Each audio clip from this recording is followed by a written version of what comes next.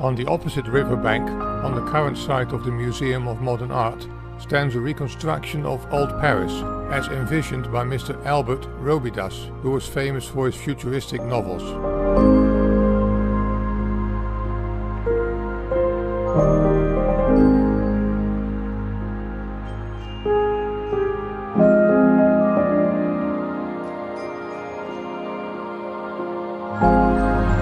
Not very far from there, a large Swiss village has been erected between the Avenue de Suffren et la Motte Piquet.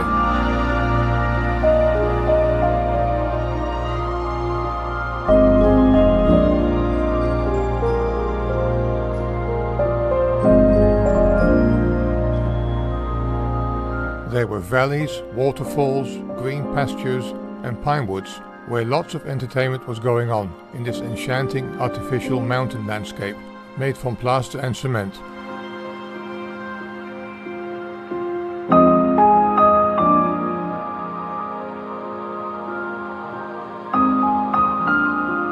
The celestial globe was 60 meters high. Inside, concerts were given, conducted among others by Saint-Saëns. Near the Avenue de la Bourdonnais, the moving platform passes in front of the buildings at the height of the windows of the first floor.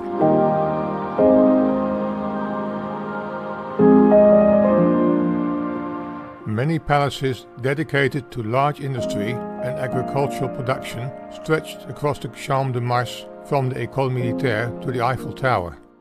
From the first floor of the Eiffel Tower, the view extended from the other side of the Seine to the Chaillot Hill, where the pavilions of the colonies were located. Nowadays this area is known as Trocadero.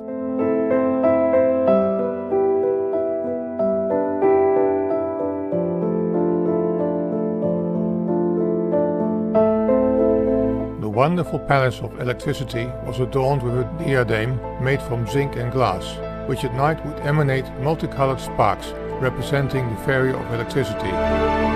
Here Président Loubet is seen leaving the Palais des Fêtes. It was a large circular room with a huge dome of 90 meters in diameter.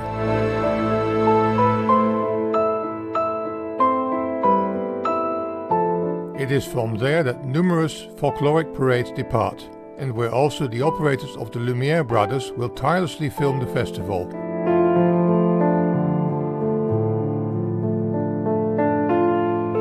This is the Feast of Wine.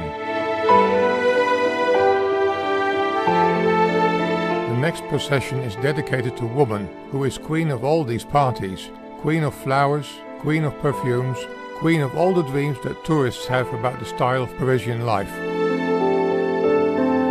The last procession involves chariots pulled by Senegalese tribesmen representing colonial glory.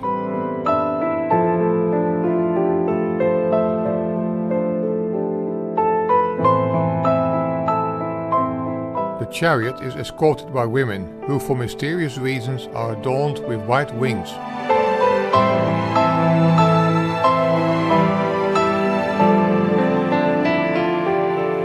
The Eiffel Tower is surrounded by gardens, spectacular flower beds and fountains.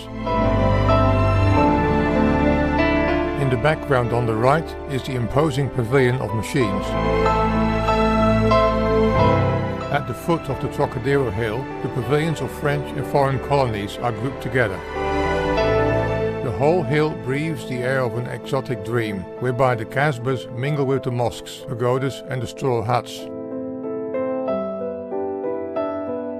Traditional local dances are performed, mint tea is served and children mingle in.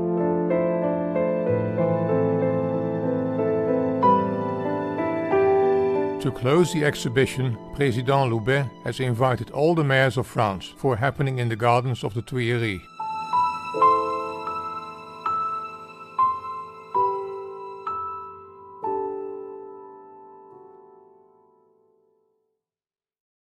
The exhibition was not only a success, but also a blessing for the French people, who had thus far travelled little across the world, and this way got the opportunity to somewhat shake off their hatred towards foreigners.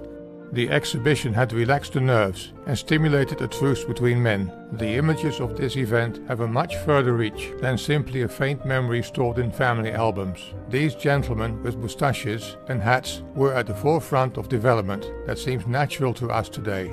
The year 1900 saw the beginning of a new era that would produce great things to the benefit of mankind, like the internal combustion engine, the first airship, the invention of liquid air, the cinema, the first giant transatlantic ocean liners, and especially the domestication of electricity.